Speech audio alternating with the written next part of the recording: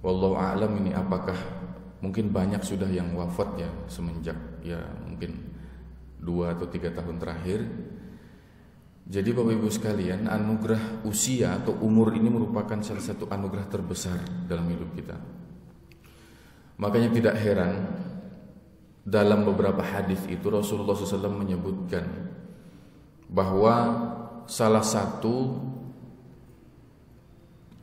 kategori atau salah satu kelompok manusia yang dikatakan manusia terbaik itu merupakan orang yang diberikan Allah umur panjang dan juga diberikan Allah kemampuan untuk senantiasa beramal baik.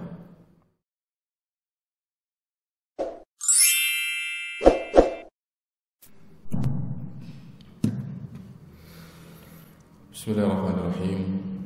Assalamualaikum warahmatullahi wabarakatuh. Alhamdulillahi rabbil alamin, wa bihi nasta'inu ala umuri dunya waddin. Wassalatu wassalamu ala rasulil amin, nabiyyina Muhammadin wa ala alihi wa ashabihi wa qarabatihi wa man tabi'ahu da ila yaumiddin. Subhanaka la ilma lana illa ma 'allamtana innaka antal alimul hakim. Rabbi shrah li sadri wa yassir li amri wahlul 'uqdatam min lisani yafqahu qawli.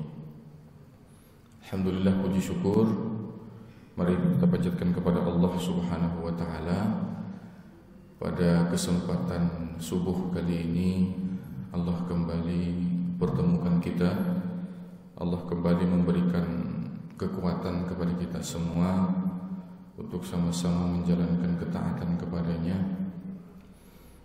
Karena salah satu hadirin sekalian kenapa orang-orang itu merasa berat untuk melaksanakan sholat subuh, karena kebanyakan atau mayoritas orang itu tidak mengetahui balasan daripada orang yang melaksanakan sholat subuh. Makanya seringkali disampaikan, jika saja balasan atau setiap pahala itu ditunjukkan oleh Allah nominalnya atau bentuknya, maka kebanyakan orang itu akan berlomba-lomba untuk memperolehnya. Misalnya kita ambil contoh untuk balasan sholat subuh ini, Allah sebutkan dalam Quran surah Al-Isra ayat ke-78, a'udzubillahi minasyaitonirrajim, aqimis sholata liduluki syamsi ila ghasaqil laili wa qur'anal fajr inna qur'anal fajri kana mashhuda.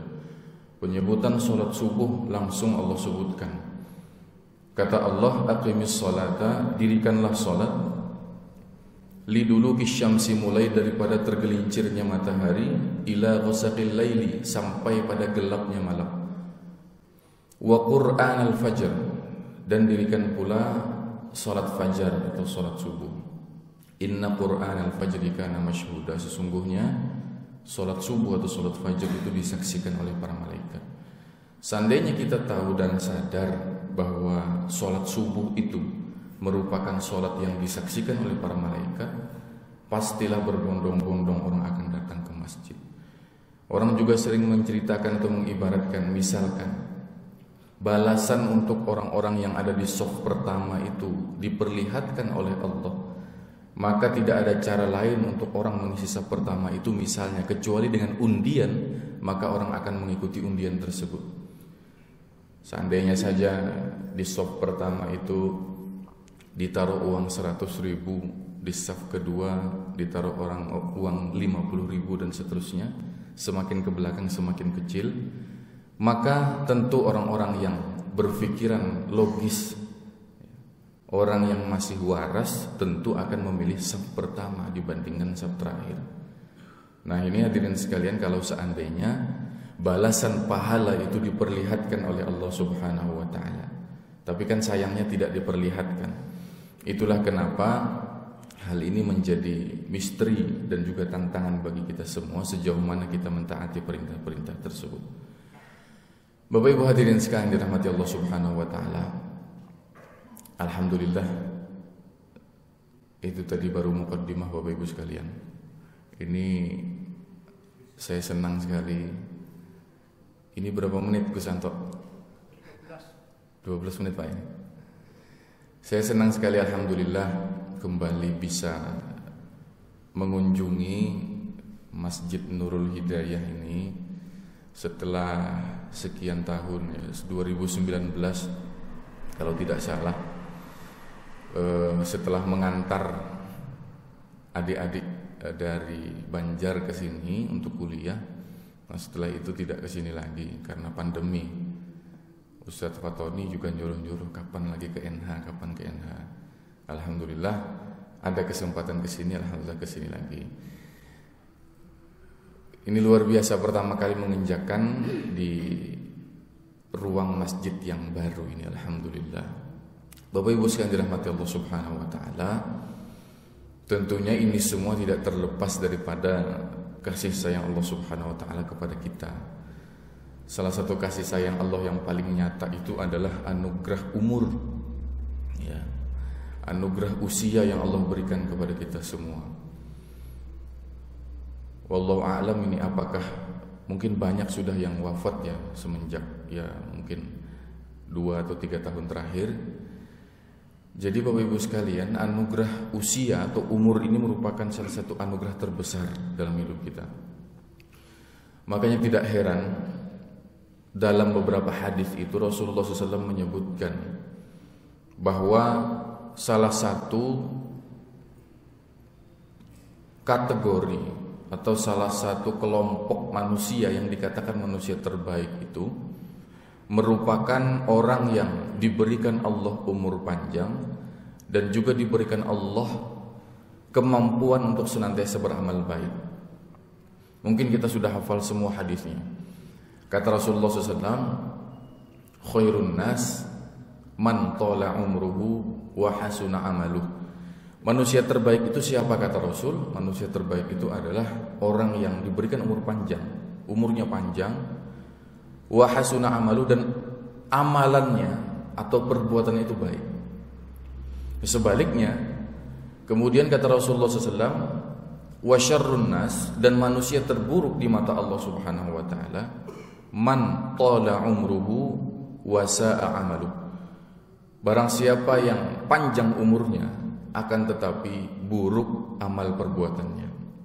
Jadi hadirin sekalian, sebetulnya banyak ya kategori manusia terbaik di mata Allah itu, tapi salah satunya adalah yang tadi, bahwa ketika orang dipanjangkan umur dan diberikan taufik dan hidayah untuk senantiasa beramal baik, maka dia mendapatkan salah satu gelar manusia terbaik. Salah satu contoh nyata hadirin sekalian, di antara beberapa hadis tentang usia tadi, ada satu sahabat yang meriwayatkan yang bernama Abdullah bin Busr. Abdullah bin Busr ini hadirin sekalian adalah sahabat junior, sahabat yang masih muda ketika Rasulullah SAW wafat. Jadi masih anak-anak, masih remaja. Lantas kemudian satu ketika Abdullah bin Busr ini diusap kepalanya oleh Rasulullah. Diusap kepalanya sambil Rasulullah berdoa. Kata Rasul apa? Anak ini akan hidup selama 1 abad, kata Rasul. Anak ini akan hidup selama 1 abad. Lantas kemudian ternyata doa Rasulullah SAW ini memang makbul, dikabulkan oleh Allah. Dan para sahabat yang lain menyaksikan bahwa Abdullah bin Busr ini merupakan salah satu sahabat yang umurnya paling panjang. Ada yang mengatakan hampir 100 tahun, ada yang mengatakan 100 tahun lebih sedikit.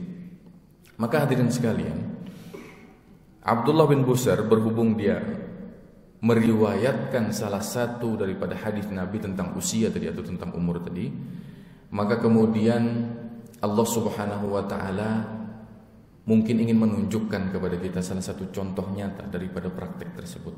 Abdullah bin Busr diberikan Allah usia yang panjang, dan Abdullah bin Busr juga diberikan kemampuan atau taufik oleh Allah untuk senantiasa beramal baik. Maka hadirin sekalian, kembali kepada masalah yang tadi, kenapa usia itu merupakan salah satu hal yang paling patut untuk kita syukuri, adalah karena dengan usia yang panjang itu kita semakin banyak punya kesempatan untuk mendekatkan diri kepada Allah Subhanahu wa taala. Contohnya apa hadirin sekalian? Dalam satu ayat di surah Al-An'am, Allah Subhanahu wa taala menyebutkan, a'udzubillahi minasyaitonirrajim, wa likullin darajat mimma 'amilu wa ma rabbuka bighafilin 'amma ya'malun. Kata Allah Subhanahu wa taala, dan masing-masing mereka itu memperoleh derajat-derajat yang seimbang dengan apa yang dikerjakan, dan Tuhanmu tidak lengah daripada apa yang mereka kerjakan itu. Jadi Allah Subhanahu wa taala, hadirin sekalian, tidak akan memberikan balasan yang sama terhadap sesuatu yang berbeda. Kalau sesuatu itu beda, pasti balasannya beda. Usia orang beda 1 hari saja, maka takaran timbangannya itu pun pasti beda. Mungkin saja ketika orang itu hidup diberikan kelebihan umur 1 hari dibandingkan kawannya yang lain, mungkin saja dengan sehari itu dia memperbanyak ibadah kepada Allah, atau justru dengan usia 1 hari itu justru keburukannya yang bertambah. Maka hadirin sekalian, dalam salah satu hadis juga disebutkan bahwa ada 2 orang laki-laki menemui Rasulullah SAW, dan keduanya ini posisinya ketika menemui Rasulullah itu posisinya belum Islam. Jadi mereka menemui Rasulullah itu salah satu tujuan utamanya adalah untuk memeluk Islam. Lalu kemudian salah satu dari sahabat yang 2 orang baru masuk Islam tadi, semangatnya luar biasa dalam beribadah. Ibadah, setiap hari mendekatkan diri kepada Allah Subhanahu wa taala. Nah, kemudian yang satunya lagi sama beribadah juga. Akan tetapi hadirin sekalian, orang yang pertama tadi semangat ibadahnya luar biasa tinggi, kemudian dia ikut berperang di medan perang. Dia ikut berjihad bersama Rasulullah SAW. Akan tetapi kemudian ternyata ketika dia ikut berperang bersama Rasulullah SAW, dia mati syahid. Nah, sahabat yang satunya tadi, yang posisinya tadi sama-sama baru masuk Islam, dan kemudian dia diberikan umur lebih panjang oleh Allah Subhanahu wa taala, orang yang kedua ini wafat 1 tahun lebih lambat dibandingkan orang yang pertama. Orang yang pertama sudah mati syahid, orang yang kedua masih punya umur selama 1 tahun baru dia meninggal dunia. Kemudian salah satu sahabat yang mulia bernama Tolhah, dia menceritakan bahwa dia bermimpi. Tolhah ini bermimpi bahwa aku sedang berada di depan pintu surga, kata Tolhah. Ternyata aku sedang bersama kedua orang yang baru masuk Islam tadi, kedua sahabat tadi. Lalu ada seorang yang membuka pintu dari dalam surga. Ternyata orang yang pertama kali masuk surga itu adalah orang yang lebih lambat wafatnya, atau orang yang kedua dibandingkan orang yang pertama. Lantas hal ini diadukan kepada Rasulullah SAW. Kemudian Rasulullah SAW menjawab bahwa bukankah dia hidup 1 tahun lebih lama dibandingkan sahabatnya yang pertama, kata Rasul. Ia berjumpa dengan Ramadan, ia berjumpa dengan malam-malam yang ia isi dengan sholat dan lain sebagainya. Maka Rasulullah SAW menjelaskan hal itulah yang membuat derajat mereka berdua itu berbeda di sisi Allah Subhanahu wa taala. Hal ini hadirin sekalian bukan kita berarti menafikan keutamaan orang yang mati syahid. Kita tahu keutamaan orang yang mati syahid itu luar biasa, mempunyai posisi yang sangat luar biasa di sisi Allah. Akan tetapi dalam hadis ini konteksnya adalah orang yang diberi umur panjang oleh Allah Subhanahu wa taala itu posisi dan derajatnya lebih utama, dan Allah Subhanahu wa taala memberikan kesempatan kepada ia untuk senantiasa bisa mendekatkan diri kepada Allah Subhanahu wa taala. Maka hadirin sekalian, daripada hadis-hadis yang tadi kita mungkin bisa menyimpulkan bahwa salah satu anugerah terbesar dalam hidup kita ini adalah usia, dan salah satu usia yang terbaik adalah ketika usia itu kita isi dengan kebaikan-kebaikan. Maka hadirin sekalian, mudah-mudahan kita bermohon kepada Allah Subhanahu wa taala agar Allah senantiasa memberikan hidayah kepada kita semua, memberikan taufik kepada kita semua, agar kita ini senantiasa bisa menjalankan kebaikan-kebaikan, bisa menjalankan ketaatan-ketaatan, dan dengan ketaatan itu mudah-mudahan Allah Subhanahu wa taala dapat memberikan posisi yang tinggi atau derajat yang tinggi di surganya kelak. Hadirin sekalian, Saya mohon maaf jika ada kekurangan. Mari kita akhiri majelis kita ini dengan membaca kafaratul majelis. Subhanakallahumma bihamdika asyhadu an la ilaha illa anta astaghfiruka wa atubu ilaik. Nasrun minallahi wa fathun qarib wa basyiril mu'minin. Assalamualaikum warahmatullahi wabarakatuh.